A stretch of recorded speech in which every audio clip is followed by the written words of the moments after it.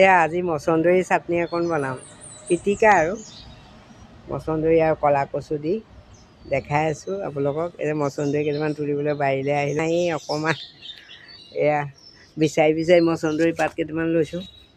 এইজোপা মচন্দৰী আপোনালোকে চিনি পাই চাগে, এইজোপা এয়া পাতখিলা, এয়া মচন্দৰী পাত, ইয়াতো কেইটামান হৈছে, এয়া চব এয়া মচন্দৰী পাত। তাকে ৰ'দ দিলত আজি বতৰটো ভাল, পাত কেইখনমান বোলো ছিঙি লৈ যাওঁ।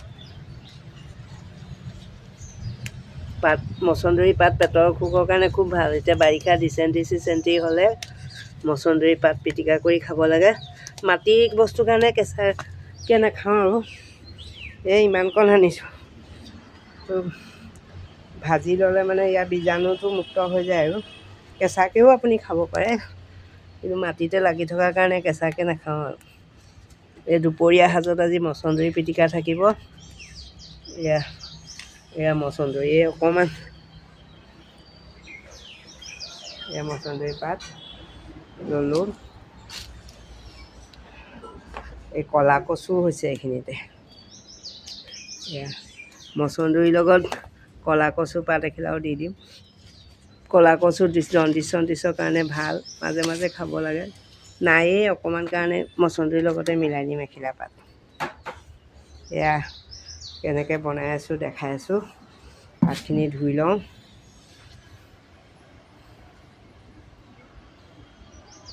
মচন্দৰী আৰু ক'লা কচুৰ পিটিকা মানে হেৰি বনাম, চাটনি লেখীয়া হ'ব আৰু।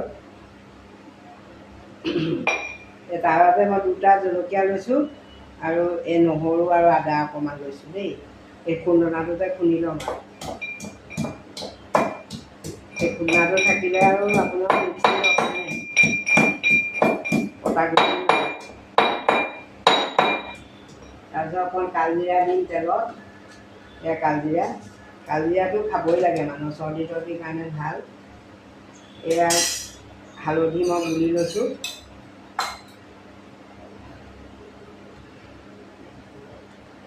পটককৈ হৈয়ে যাব। এয়া তেল দিছোঁ, মিঠাতেল। কেৰাহীখন আগতে গৰম হৈ আছিলে। তাৰপিছতে এই জলকীয়া দুটা মই গোটাই গোটাই দি দিম, তেলতে দি দিব লাগিব।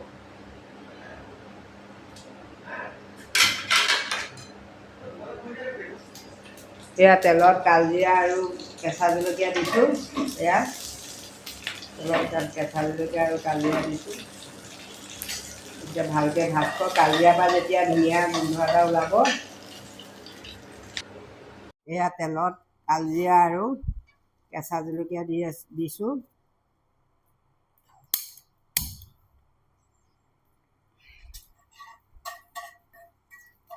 জলকীয়াকেইটা যেতিয়া ভাজ খালে, মই ইয়াত আদা যে নহৰু পিচি থৈছোঁ সেইখিনি দি দিম ইয়াত। আৰু একো নাই আৰু এইখিনি ভাজ খালে আৰু এইখিনি ভাজ খালে ধুনীয়া গোন্ধ এটা ওলাব। কালজিৰা গোন্ধটো বৰ ধুনীয়া লাগে, পিটিকাত দিব লাগে, খুব ভাল লাগে খাই পেলাই।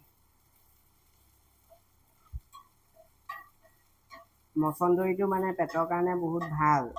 ক'লা কচুটো ভাল, নাই অকণমান আছিলে, তাকে মানুহ 2টাহে, ল'ৰাই নাখায়। এওঁৱে ময়ে খাম। খাবলৈও মন যায় কেতিয়াবা বেলেগ এটা বস্তু। আদা নহৰুখিনি ভাজ খওক। এই আদা নহৰুখিনি ভাজা হৈ গ'ল, ভাজ খালে। এতিয়া মই ইয়াত এই প্ৰথমতে হালধি অকণমান দি দিওঁ। মই হালধি সদায় গুলি পেলাই দিওঁ যে, অকণমান দি দিলে দি এইখিনি অকণমান দি দিওঁ।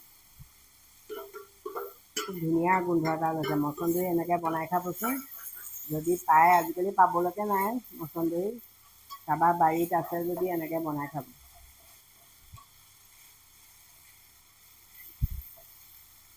নিমখটো পিছত অকণমান দিব, পিছত চাই পেলাই দিব। আৰু শাকৰ কথা যে কমি গ'লে মানে বেছি হ'লে খাবলৈ বেয়া লাগিব। অকণমান দিছোঁ চব, এইকণো বেছিহে হ'ব নেকি, পিছত চাই পেলাই দিব লাগিব।